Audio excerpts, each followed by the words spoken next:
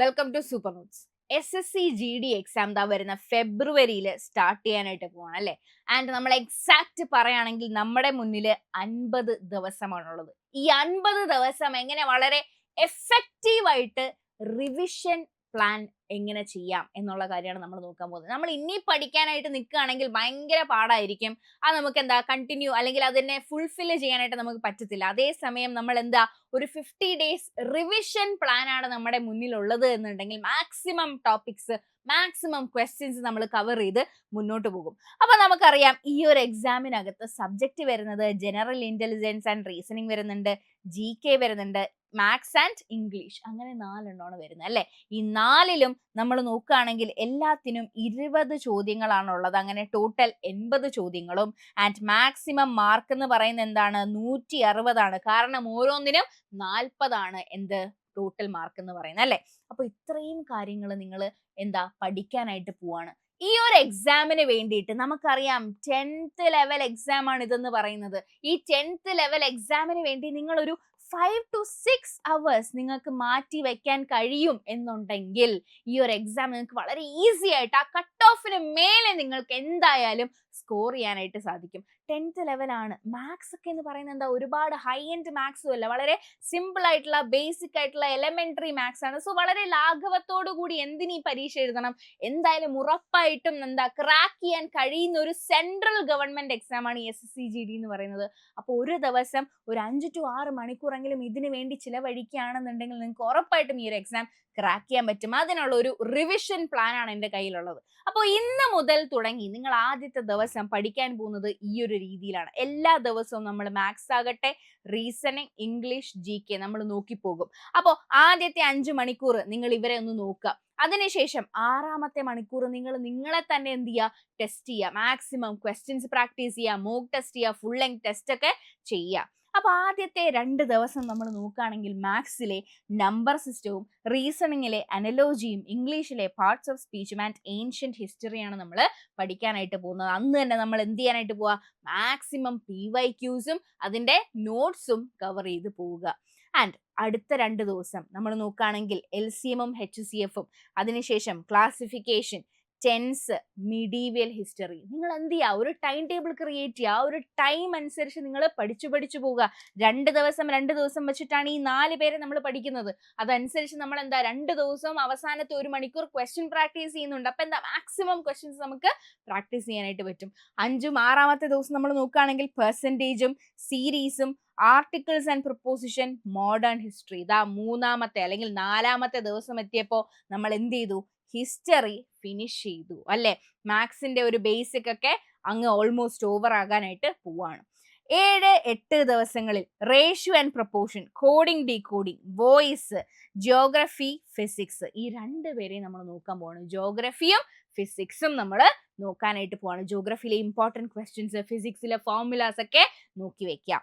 9-10 ദിവസങ്ങളിൽ profit and loss, blood relation, narration പഠിക്കാൻ പോവാണ്. ആൻഡ് ഇംഗ്ലീഷിലെ. അതിനുശേഷം ജോഗ്രഫി, ഇന്ത്യൻ ജോഗ്രഫി നമ്മൾ നോക്കാൻ പോവാണ്. 11-12 ദിവസങ്ങളിൽ എന്താ simple interest and compound interest നോക്കുന്നുണ്ട്, ഡയറക്ഷൻ സെൻസ് നോക്കുന്നുണ്ട്, സബ്ജക്ട് വെർബ് അഗ്രിമെന്റ് അല്ലെങ്കിൽ കോൺകോർഡ്സ് നമ്മൾ നോക്കുന്നുണ്ട്. ആൻഡ് അന്ന് നമ്മൾ എന്താ പൊളിറ്റി, കോൺസ്റ്റിറ്റ്യൂഷൻ നമ്മൾ നോക്കാനായിട്ട് പോവാണ് അല്ലെ. ആൻഡ് അങ്ങനെ 12 ദിവസങ്ങൾ നമ്മൾ കഴിഞ്ഞു. 12 ദിവസങ്ങൾ നമ്മൾ കഴിഞ്ഞു. ഇനി അടുത്ത കുറച്ച് ദിവസങ്ങളിലേക്ക് ഞാൻ പറഞ്ഞു, ഈ ഒരു മാസം, ആദ്യത്തെ 1 മാസം നിങ്ങൾ എന്ത് ചെയ്യുക, മാക്സിമം ആ പോർഷൻസ് എല്ലാം എന്താ റിവൈസ് ചെയ്ത് പോവുക. അതിനുശേഷമുള്ള ദിവസങ്ങളിൽ നമ്മൾ എന്താ മാക്സിമം അതിന്റെ ക്വസ്റ്റ്യൻസും അതുപോലുള്ള മോക്ക് ടെസ്റ്റും നമ്മൾ ചെയ്യാനായിട്ട് പോകണം. അതിനുശേഷം 13-14 ദിവസങ്ങളിൽ നമ്മൾ എന്താ time and work, Venn diagram, മൊഡാൽസും, പൊളിറ്റി, ഗവൺമെന്റ് സിസ്റ്റം, ആ ഒരു കാര്യം നമ്മൾ നോക്കാൻ പോവാണ് GKയിലെ. ആൻഡ് 15-16 ദിവസങ്ങളിലാണെങ്കിലോ മാത്സിൽ ടൈം ആൻഡ് ഡിസ്റ്റൻസ് വരുന്നുണ്ട്, റീസണിങ്ങില് സിലോജിസം, ഇംഗ്ലീഷിൽ വൊക്കാബുലറി, സിനോണിം ആൻഡ് ആന്റോണിം നമ്മൾ നോക്കാൻ പോവാം. മാക്സിമം എന്ത് ചെയ്യുക, എപ്പോഴും ചോദിക്കുന്ന വാക്കുകളൊക്കെ നോക്കി വെക്കുക. പ്രീവിയസ് ഇയർ ക്വസ്റ്റ്യൻസ് ഒക്കെ പ്രാക്ടീസ് ചെയ്യുക. ഇംഗ്ലീഷിൽ വൊക്കാബുലറി പഠിക്കാൻ ഏറ്റവും എളുപ്പം എന്ന് പറയുന്നത് പ്രീവിയസ് ഇയർ ക്വസ്റ്റ്യൻ പ്രാക്ടീസ് ആണ്. ആൻഡ് അതിനുശേഷം എന്താണ് GKയിൽ വരുമ്പോൾ എക്കണോമിക്, അതിന്റെ ബേസിക്സ് നമ്മൾ നോക്കാനായിട്ട് പോവാണ്. നെക്സ്റ്റ് വൺ 17-18 ദിവസങ്ങളിൽ എന്താണ് മാത്സിലെ മെൻസുറേഷൻ, 2D, റീസണിങ് ആണെങ്കിലോ നോൺ വെർബൽ, ഇംഗ്ലീഷിലെ idioms and phrases, maximum question practice അവിടെ കൊണ്ടുവരണം. And GK physics. ആൻഡ് ഈ 5 മണിക്കൂർ മാത്രം പഠിച്ചാൽ പോരാ, നിങ്ങൾ എന്ത് ചെയ്യണം, അവസാനത്തെ 1 മണിക്കൂർ, ഞാൻ വീണ്ടും വീണ്ടും എടുത്തു പറയാം, അവസാനത്തെ 1 മണിക്കൂർ എന്ന് പറയുന്നത് ഭയങ്കര ഇമ്പോർട്ടന്റ് ആണ്. കാരണം നമ്മൾ നമ്മളെ തന്നെ ടെസ്റ്റ് ചെയ്യാണ്. നമ്മളെ തന്നെ ടെസ്റ്റ് ചെയ്യുന്ന സമയത്ത് എന്ത് പറ്റും, നമ്മുടെ ഫ്ലോസ് എവിടേക്കാണ്, നമ്മുടെ ഇററുകൾ എവിടേക്കാണ് വന്നിരിക്കുന്നത്, അതിൽ എന്ത് മാറ്റം ചെയ്യാം, മാറ്റം കൊണ്ടുവരാം എന്ന് നമുക്കൊരു ഐഡിയ കിട്ടും. അടുത്ത നോക്കുകയാണെങ്കിൽ 19, 20 മെൻസുറേഷൻ 3D നമ്മൾ നോക്കുകയാണ്. 2D നമ്മൾ 2 ദിവസം കൊണ്ട് ഫിനിഷ് ചെയ്തു. 3D നമ്മൾ നോക്കുകയാണ്. ഇവിടെ റിവിഷൻ, നമ്മൾ പുതിയതായിട്ട് പഠിക്കുകയല്ല, എന്ത് ചെയ്യാണ്, നമ്മൾ റിവൈസ് ചെയ്യാണ്. നമ്മൾ എന്താ, ഇമ്പോർട്ടന്റ് ആയിട്ടുള്ള കാര്യങ്ങൾ മാത്രമാണ് ഇവിടെ നോക്കുന്നത്. അതിനുശേഷം എന്താണ്, റീസണിങ്ങിലെ മിറർ വാട്ടർ ഇമേജ്, ഇവിടെ ഇംഗ്ലീഷിലാണെങ്കിലോ 1 വേർഡ് സബ്സ്റ്റിറ്റ്യൂഷൻ, പിന്നെ GK കെമിസ്ട്രി. 21, 22 ദിവസങ്ങളിൽ എന്താ, ഓൾജിബ്ര ബേസിക്സ് നോക്കാണ്. ഓൾജിബ്രയ്ക്ക് ഇക്വേഷൻസ് ഒക്കെ നോക്കി വെക്കാം. പേപ്പർ കട്ടിങ് നോക്കുന്നുണ്ട്. ഇറർ സ്പോട്ടിങ്, നമ്മൾ എപ്പോഴും ഇംഗ്ലീഷിൽ തെറ്റിക്കുന്ന ഒന്നാണ് ഇറർ സ്പോട്ടിങ് എന്ന് പറയുന്നത് അല്ലെ.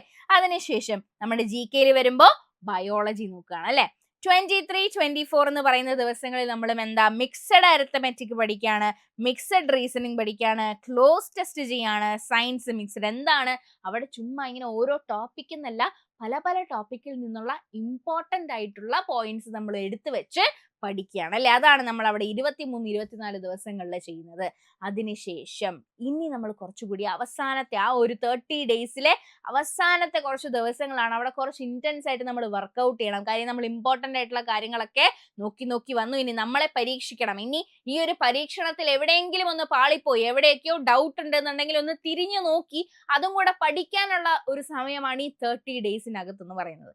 അപ്പൊ 25, 26 ആണെങ്കിൽ എന്താ, വീക്ക് ഏരിയാസ് കണ്ടോ, ഓരോ നിലയും വീക്ക് ഏരിയാസ് എവിടെയാണ്. നമ്മൾ എല്ലാ ദിവസവും PYQ ചെയ്യുന്നുണ്ടല്ലേ, എല്ലാ ദിവസവും നമ്മൾ പ്രാക്ടീസ് ചെയ്യുന്നുണ്ടല്ലേ. അപ്പൊ നമ്മുടെ വീക്ക് ഏരിയാസ് എവിടെയാണ് എന്ന് നമുക്കേ അറിയുള്ളൂ അല്ലെ. അതൊക്കെ എന്ത് ചെയ്യാൻ നമ്മൾ നോക്കുക, റെക്ടിഫൈ ചെയ്യണം. അവിടെയൊക്കെ കുറച്ചുകൂടി എന്താ, സ്ട്രോങ് ആക്കാൻ നമ്മൾ നോക്കുകയാണ്. ആൻഡ് 27, 28 ദിവസങ്ങളിൽ നമ്മൾ PYQs ചെയ്യാൻ, അരിത്തമെറ്റിക്സിലെ, റീസണിങ്ങിലെ, ഇംഗ്ലീഷിലെ, GK PYQs നമ്മൾ ഇങ്ങനെ ചെയ്തുകൊണ്ടിരിക്കുകയാണ്. വീണ്ടും നമ്മൾ ടെസ്റ്റ് ചെയ്യുക. ഇനി വീക്ക് ഏരിയാസ് ഒക്കെ നമ്മൾ കവർ ചെയ്തു, ഇനി എവിടെയെങ്കിലും ഒരു പാളിച്ച വരുന്നുണ്ടോ എന്ന് നോക്കുന്ന ദിവസമാണെന്ന്. ആൻഡ് അവസാനത്തെ 29, 30 ദിവസങ്ങളിൽ നമ്മൾ നോക്കുകയാണെങ്കിൽ മാത്സിലെ ഫോർമുലാസ് ഒക്കെ നമ്മളൊന്ന് ഓടിച്ചു നോക്കുക. ഓൾജിബ്രായിക് ഫോർമുലയൊക്കെ ഉണ്ട് അല്ലെ. അതിനുശേഷം റീസണിങ്ങിലെ കോൺസെപ്റ്റ് റിവൈസ് ചെയ്യാണ്, ഗ്രാമറിന്റെ റൂൾസ് നമ്മൾ റിവൈസ് ചെയ്യാണ്, സ്റ്റാറ്റിക് GK ആണ് നമ്മൾ എന്താ GK കവർ ചെയ്യാനായിട്ട് പോകുന്നത്. അങ്ങനെ ഒരു മാസം, ഒരു 30 ദിവസം, ഇന്ന് തുടങ്ങി 30 ദിവസം നമ്മൾ എന്താ ഫിനിഷ് ചെയ്തു. ഈ ഒരു 30 ഡേയ്സിൽ എന്താ, മാക്സിമം കണ്ടന്റ് നമ്മുടെ കയ്യിലുണ്ട്. ഈ കയ്യിലുള്ള കണ്ടന്റിന് നമ്മൾ വർക്ക്ഔട്ട് ചെയ്ത് എന്താണ്, ഉറപ്പുവരുത്തി, അത് എന്റെ കയ്യിൽ തന്നെ ഉണ്ടല്ലോ, ഒരിടത്തും പോയില്ലല്ലോ എന്ന് നമ്മൾ ഉറപ്പുവരുത്തി. ഇനി വരുന്ന എന്താ, ഇനി 20 ദിവസം കൂടെ ഉണ്ടല്ലേ ഈ 50 ദിവസത്തിൽ. അത് നമുക്ക് നോക്കാം എങ്ങനെ വർക്ക്ഔട്ട് ചെയ്യാമെന്നുള്ളത്. ഇനി ഫോക്കസ് ഏരിയ, അവിടെ നമ്മൾ കുറച്ച് ടാസ്കുകൾ കൊടുക്കുന്നുണ്ടല്ലേ. 31ാമത്തെ ദിവസം നമ്മൾ എന്താ, ഫുൾ മോക്ക് ടെസ്റ്റ് ചെയ്യാണ്. ഒരു ഫുൾ ടെസ്റ്റ് ചെയ്യാനായിട്ട് പോവാണ്. എന്നിട്ട് എന്ത് ചെയ്യണം, അവിടെ ഡീറ്റെയിൽഡ് ആയിട്ടൊന്ന് അനലൈസ് ചെയ്യണം. ഇനി എവിടെയെങ്കിലും ഞാൻ നോക്കേണ്ടതായിട്ടുണ്ടോ, എവിടെയെങ്കിലും ഞാൻ പാളിച്ച വരുത്തുന്നുണ്ടോ, ഓക്കെ ആണോ, സ്ട്രോങ് ഏരിയാസ് ഒക്കെ അല്ലേ എന്ന് നമ്മൾ ഉറപ്പുവരുത്തിയാണ്. 32ാമത്തെ ദിവസം നമ്മൾ മാത്സ് പ്ലസ് റീസണിങ് നോക്കുകയാണ്. കാര്യം ഇവിടെ എന്താ, നമുക്ക് ഇവിടെ എന്താണ് വേണ്ടത്, സ്പീഡ് ആൻഡ് ആക്യുറസി ആണ് വേണ്ടത് അല്ലേ. അപ്പൊ അതിന് വേണ്ടിയിട്ടുള്ള, നമ്മുടെ സ്പീഡ് ഇംപ്രൂവ്മെന്റിന് വേണ്ടിയിട്ടുള്ള എന്ത് ചെയ്യാണ്, നമ്മൾ മാത്സും റീസണിങ്ങിന്റെയും ക്വസ്റ്റ്യൻസ് നമ്മൾ ചെയ്യാൻ പോവാണ്. 33ാമത്തെ ദിവസം ഇംഗ്ലീഷ് ആൻഡ് GK, അവിടെ എന്താണ്, നമ്മൾ വൊക്കാബുലറിയും ഫാക്റ്റുകളും നോക്കാനായിട്ട് പോവാണ്. 34ാമത്തെ ദിവസം രണ്ടാമത്തെ മോക്ക് ടെസ്റ്റ് ആയി. എന്ത്, രണ്ടാമത്തെ മോക്ക് ടെസ്റ്റ് ആയി. അവിടെ നമ്മൾ എന്താ, ആക്യുറസിയിലാണ് ഫോക്കസ് ചെയ്യുന്നത്. ആദ്യം നമ്മൾ എന്താ, ഒരു അനാലിസിസ് ഒക്കെ നടത്തി. രണ്ടാമത്തെ ദിവസം നമ്മൾ മാത്സും റീസണും ചെയ്ത് സ്പീഡൊക്കെ ഒന്ന് ചെക്ക് ചെയ്തു. ഇവിടെ മോക്ക് ടെസ്റ്റ് രണ്ടാമത്തത് വന്നപ്പോ എന്താ, നമ്മുടെ ആക്യുറസി, എത്ര ശരി ഉത്തരങ്ങൾ, എത്ര തെറ്റുത്തരങ്ങൾ, അത് ആ ഒരു ആക്യുറസിയിൽ നമ്മൾ പോവാണ്. 35ാമത്തെ ദിവസം മാത്സിന്റെ റിവിഷൻ പോകുന്നുണ്ട്. ആൻഡ് 36ാമത്തെ ദിവസം റീസണിങ്ങും, 37 ഇംഗ്ലീഷ്, 38 GK, അങ്ങനെ ഫുൾ റിവിഷൻ നമ്മൾ ചെയ്യാണ്. അതിൽ എന്തൊക്കെയാണ് റിവിഷൻ, ഇതൊക്കെയാണ് നമ്മുടെ റിവിഷൻ എന്ന് പറയുന്നത്. ആൻഡ് 39ാമത്തെ ദിവസം എന്ത് വന്നു, നമ്മുടെ മോക്ക് ടെസ്റ്റ് 3 വന്നു.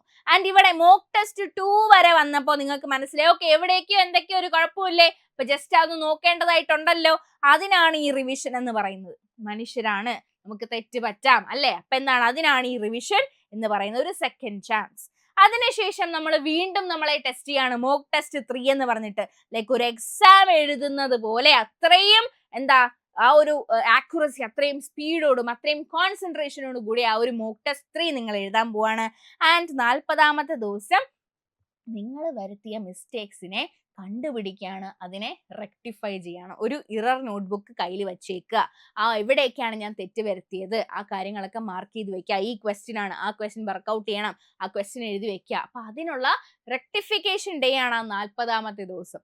ഇനി 10 ദിവസം, ആ 10 ദിവസം നമ്മൾ എന്ത് ചെയ്യാൻ പോകുന്നു പറഞ്ഞാൽ അത്രയും നമ്മുടെ അത്രയും കാര്യങ്ങൾ, കണ്ടന്റ് ഒക്കെ നമ്മുടെ കയ്യിലുണ്ട്. അതിന് വേണ്ടിയിട്ടുള്ള പ്രാക്ടീസ് എല്ലാം കൊടുത്തു. ഇനി വരുന്ന 10 ദിവസം എന്ന് പറഞ്ഞാൽ ഭയങ്കര ക്രൂഷ്യലാണ്. അവിടെ നമ്മൾ ഇട്ടിട്ട് പോകാൻ പാടില്ല. 10ാമത്തെ ദിവസം വരെ നമ്മൾ പ്രയത്നിക്കണം. 41ാമത്തെ ദിവസം നമ്മൾ എന്ത് ചെയ്യാണ്, മാത്സിൽ ഫോക്കസ് ചെയ്യാണ്. Formulas and short cuts. നമുക്കറിയാം എന്താണ്, സമയം വളരെ പരിമിതമാണ്. പെട്ടെന്ന് ആൻസർ ചെയ്യേണ്ടതായിട്ടുണ്ട്. അപ്പൊ നമുക്ക് ഒരുപാട് ഷോർട്ട് കട്ട്സ് അറിഞ്ഞിരിക്കണം. 42ാമത്തെ ദിവസം റീസണിങ്, ട്രിക്കി ക്വസ്റ്റ്യൻസ് ഒക്കെ നമ്മൾ പ്രാക്ടീസ് ചെയ്യാനായിട്ട് പോകണം. ചില ചോദ്യങ്ങളൊക്കെ ഉണ്ട് നമുക്ക് പെട്ടെന്ന് മനസ്സിലാവില്ല, അതുപോലത്തെ ചോദ്യങ്ങളൊക്കെ നമ്മൾ പ്രാക്ടീസ് ചെയ്യാൻ പോവാ. ഇംഗ്ലീഷിലാണെങ്കിലോ തൊട്ടടുത്ത ദിവസം വൊക്കാബുലറി പ്ലസ് ഗ്രാമർ, ഏറ്റവും കൂടുതൽ ചോദിച്ചിട്ടുള്ള അല്ലെങ്കിൽ സിമിലർ ഏരിയാസ് ഒക്കെ വളരെ നന്നായിട്ട് പ്രാക്ടീസ് ചെയ്യുക. GK ആണെങ്കിലോ കറണ്ട് അഫയർസും സ്റ്റാറ്റിക്കും നന്നായിട്ട് നോക്കുക. ആൻഡ് 45ാമത്തെ ദിവസം എക്സാം തുടങ്ങുന്നതിന് 5 ദിവസം മുന്നേ നമ്മൾ ഒരു മോക്ക് ടെസ്റ്റ് 4 കൊടുക്കുകയാണ് അല്ലെ, ഒരു 4ാമത്തെ മോക്ക് ടെസ്റ്റ്. അവിടെ എന്താണ്, അത്രയും എക്സാമിന്റെ ഒരു തെറ്റ് പോലും വരുത്താത്ത രീതിയിൽ അത്രയും കോൺസെൻട്രേറ്റഡ് ആയിട്ടുള്ള ഒരു മോക്ക് ടെസ്റ്റ് നിങ്ങൾ കൊടുക്കുക. ആൻഡ് അവിടെ നിന്ന് നമുക്ക് വീണ്ടും എന്താണ്, ഒരു വീക്ക് പോയിന്റ് നമുക്ക് കിട്ടും. ഒരു വീക്ക് ടോപ്പിക് ഏതാണ്, അതിനെ ടാർഗറ്റ് ചെയ്ത് റിവിഷൻ നടത്തുക. മാത്സ് ആവട്ടെ, റീസണിങ് ആവട്ടെ, ഇംഗ്ലീഷ് ആവട്ടെ, GK ആവട്ടെ, ഏതാണ് ആ ടോപ്പിക് എങ്കിലും അതിനെ ഫോക്കസ് ചെയ്ത് എന്ത് ചെയ്യുക, നിങ്ങൾ മാക്സിമം പ്രാക്ടീസ് ചെയ്യുക, ക്വസ്റ്റ്യൻസ് ചെയ്യുക, നിങ്ങൾ അതിന് വേണ്ടിയിട്ടിരിക്കുക. അതിനുശേഷം ഒരു ലൈറ്റ് റിവിഷൻ കൊടുക്കുക. നോട്ട്സ് നിങ്ങൾ പ്രിപ്പയർ ചെയ്യുന്ന സമയത്ത് എഴുതി പഠിക്കാനായിട്ട് നോക്കുക. ആക്ച്വലി നല്ലതാണ് എഴുതി പഠിക്കുക എന്ന് പറയുന്നത്. ആൻഡ് നമ്മുടെ പരീക്ഷയുടെ തലേ ദിവസം നമ്മൾ എന്ത് ചെയ്യാനായിട്ട് പോകണം, ഒരു ഗ്രാൻഡ് മോക്ക് കൊടുക്കാൻ പോകണം. ഒരു ഗ്രാൻഡ് മോക്ക് നമ്മൾ കൊടുക്കാനായിട്ട് പോവാണ്. ഫൈനൽ റിഹേഴ്സൽ നമ്മൾ കൊടുക്കണം. എക്സാം എഴുതുന്നത് പോലെ തന്നെ നമ്മൾ ആ ഒരു ഇത് ചെയ്യുക. ആൻഡ് അവസാനത്തെ ദിവസം, ആ 50ാമത്തെ ദിവസം ഒരു കാം റിവിഷൻ മാത്രം മതി. ഇത്രയും നാളും നമ്മൾ അത്രയും ഇന്റൻസ് ആയിട്ട് വർക്ക്ഔട്ട് ചെയ്തു, ഒന്ന് റെസ്റ്റ് എടുക്കുക. അതിനനുസരിച്ചുള്ള ചെറിയ ടോപ്പിക്സ് ഒക്കെ നോക്കി പോവാ. ഇമ്പോർട്ടൻ്റ് ആയിട്ടുള്ള ടോപ്പിക്സ് ഒക്കെ ഒന്ന് നോക്കി പോവാ. ഇതാണ് നമ്മുടെ 50 ദിവസത്തെ റിവിഷൻ പ്ലാൻ എന്ന് പറയുന്നത്. സ്റ്റഡി പ്ലാൻ അല്ല, റിവിഷൻ പ്ലാൻ എന്ന് പറയുന്നത്. അപ്പോൾ ഈ റിവിഷൻ പ്ലാൻ നിങ്ങൾ വളരെ സക്സസ്ഫുൾ ആയിട്ട് 50 ദിവസവും കംപ്ലീറ്റ് ചെയ്യുകയാണെങ്കിൽ ഈ ഒരു എക്സാം നിങ്ങൾക്ക് വളരെ പുഷ്പം പോലെ ക്രാക്ക് ചെയ്യാവുന്നതേ ഉള്ളൂ. ഇങ്ങനെ ടെൻഷൻ അടിച്ചിരിക്കേണ്ട ആവശ്യമില്ല. നിങ്ങൾ ഇതൊന്ന് ഫോളോ ചെയ്താൽ മാത്രം മതി. അല്ലെങ്കിൽ എന്താണ്, GD എക്സാം അല്ലേ, 10th ലെവലല്ലേ, കിട്ടുമെന്ന് പറഞ്ഞാൽ ലാഘവത്തോടു കൂടെ പോയാലും കിട്ടില്ല. നമ്മൾ വർക്ക്ഔട്ട് ചെയ്യണോടാ, നമ്മൾ ഹാർഡ് വർക്ക് ചെയ്യണം, എന്നാലേ നമുക്കത് കിട്ടുള്ളൂ. മറ്റൊരു ഇമ്പോർട്ടന്റ് കാര്യം കൂടെ പറയാം. ഈ 50 ദിവസത്തിനകത്ത് കുറച്ച് സ്റ്റഡി റൂൾസും കൂടെ ഉണ്ട്. എന്താണെന്ന് ചോദിച്ചാൽ, ഞാൻ ആദ്യം പറഞ്ഞതുപോലെ തന്നെ നമ്മൾ എന്ത് ചെയ്യുക, ഒരു 5 to 6 days അല്ലെങ്കിൽ 6 hours, ഡേയ്സ് അല്ല 6 hours എങ്കിലും നമ്മൾ ഒരു ദിവസം ചിലവഴിക്കണം. ആൻഡ് നമ്മൾ ഒരു മെയിൻറ്റെയിൻ ഒരു ഇറർ നോട്ട്ബുക്ക്, ഞാൻ ഇടയ്ക്ക് പറഞ്ഞായിരുന്നു, എവിടെയൊക്കെ തെറ്റ് വരുത്തി ആ വീക്ക് പോയിന്റ്സ് ചെയ്ത് നോട്ട് ചെയ്ത് വെക്കുക. അതിനെ വീണ്ടും കോൺസെൻട്രേറ്റ് ചെയ്ത് പഠിക്കണം നമുക്ക്. And revise maths formulas and GK facts daily. നമ്മൾ മാത്സിന്റെ ഫോർമുലകൾ പഠിക്കണം. GK ഫാക്റ്റുകൾ, കറണ്ട് അഫയേഴ്സ്, ലേറ്റസ്റ്റ് ആയിട്ടുള്ള കറണ്ട് അഫയേഴ്സ് ഒക്കെ നോക്കി വെക്കണം. ആൻഡ് നമ്മൾ എന്ത് ചെയ്യുക, കഴിഞ്ഞ ഒരു 10 വർഷം പോയിട്ട് ഒരു 5 വർഷമുള്ള ഒരു PYQ, ആ ഒരു പ്രീവിയസ് ഇയർ ക്വസ്റ്റ്യൻസ് എങ്കിലും നമ്മൾ എന്ത് ചെയ്യുക, വർക്ക്ഔട്ട് ചെയ്തെടുക്കുക. പിന്നെ ഒരു 40 ദിവസം കഴിഞ്ഞാൽ പുതിയ ടോപ്പിക്കിലോട്ട് നിങ്ങൾ പോകരുത്. പുതിയ ടോപ്പിക്കിലോട്ട് പോകുമ്പോഴത്തേനും വീണ്ടും എന്താണ്, ഒരു ലോഡ് സാധനങ്ങൾ നമുക്ക് വീണ്ടും പഠിക്കാനുണ്ട്, ഒരു ലോഡ് സാധനങ്ങൾ നമുക്ക് ഇനിയും പ്രാക്ടീസ് ചെയ്യാനുണ്ട്. എല്ലാം കുളമായി പോകും. അതിനേക്കാളും എന്ത് ചെയ്യുക, 30 ദിവസത്തിനകത്ത് തന്നെ എന്ത് ചെയ്യുക, ആ ഒരു പുതിയ ടോപ്പിക് ആവട്ടെ, പുതിയ ടോപ്പിക്ക് പ്രാക്ടീസ് ചെയ്ത് പഠിച്ച് വെക്കുക. ഇത്രയുമാണ് നമ്മുടെ ഡെയിലി സ്റ്റഡി റൂൾ എന്ന് പറയുന്നത്. ആൻഡ് ഈ ഒരു SSC GD എക്സാം വളരെ ഈസിയാണ് ക്രാക്ക് ചെയ്യാൻ. പക്ഷേ നമ്മൾ ഹാർഡ് വർക്ക് ചെയ്തിരിക്കണം. ഈ ഒരു റിവിഷൻ പ്ലാൻ ഒന്ന് ഫോക്കസ് ചെയ്താൽ മാത്രം മതി.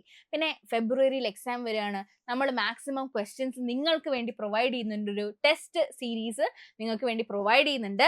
മാത്രമല്ല GDയുടെ ഒരു ക്ലാസ്സും നോട്ട്സും എല്ലാം ഉള്ള ഒരു ഫൗണ്ടേഷൻ ബാച്ച് നമ്മളിതാ ഉടനെ ക്ലോസ് ചെയ്യാനായിട്ട് പോകാനുള്ള 11 രൂപ മാത്രമേ ഉള്ളൂ ഒരു ഫൗണ്ടേഷൻ ബാച്ച് എന്ന് പറയുന്നത്. ഈ ഒരു ബാച്ച് ഉടനെ നമ്മൾ ക്ലോസ് ചെയ്യും. ആൻഡ് ഇതിന് ശേഷം ഒരു ജനറൽ ബാച്ച് നമ്മൾ ഓപ്പൺ ആക്കുന്നുണ്ട്. അതും ഇതുപോലെ തന്നെ GD, MTS, CHSL, CGL പോലുള്ള എക്സാംസിന് വേണ്ടിയിട്ടുള്ള ജനറൽ SSCയുടെ ബാച്ചാണ്. അപ്പോൾ ഈ ഒരു ബാച്ച് ക്ലോസ് ചെയ്യുന്നതിന് മുന്നേ തന്നെ നിങ്ങൾക്ക് നോട്ട്സും ടെസ്റ്റും ക്ലാസ്സസും ഒക്കെ വേണ്ടെങ്കിൽ വെറും 11 രൂപ മാത്രമേ ഉള്ളൂ ഒരു ഫൗണ്ടേഷൻ ബാച്ചിൽ നിങ്ങൾക്ക് ജോയിൻ ചെയ്യാൻ വേണ്ടിയിട്ട് നിങ്ങൾക്ക് 8281223366 എന്ന് പറയുന്ന നമ്പറിലേക്ക് ഇപ്പൊ തന്നെ കോൺടാക്ട് ചെയ്യാം. അതുമല്ല താഴെ കൊടുത്തിരിക്കുന്ന ഒരു ഗൂഗിൾ ഫോം ഫില്ല് ചെയ്യുകയാണെങ്കിലും നിങ്ങൾക്ക് ഞങ്ങളുമായിട്ട് കോൺടാക്ട് ചെയ്യാൻ പറ്റും. അത് കോൺടാക്റ്റിന് വേണ്ടി മാത്രമല്ല, ഈ എക്സാമിനെ കുറിച്ചുള്ള എന്ത് ഡൗട്ട്സും ആകട്ടെ അത് ക്ലിയർ ചെയ്യാനും നിങ്ങൾക്ക് ആ ഒരു ഗൂഗിൾ ഫോം ഫില്ല് ചെയ്തുകൊണ്ട് സാധിക്കും. അപ്പോൾ എക്സാമിന് വേണ്ടിയിട്ട് കട്ടയ്ക്ക് പഠിക്കുക. നിങ്ങൾക്ക് ഈ ഒരു എക്സാം ക്രാക്ക് ചെയ്യാൻ പറ്റും. All the best. ആൻഡ് ഇതുപോലുള്ള വീഡിയോസിന് വേണ്ടിയിട്ട് സ്റ്റേ ട്യൂൺഡ്.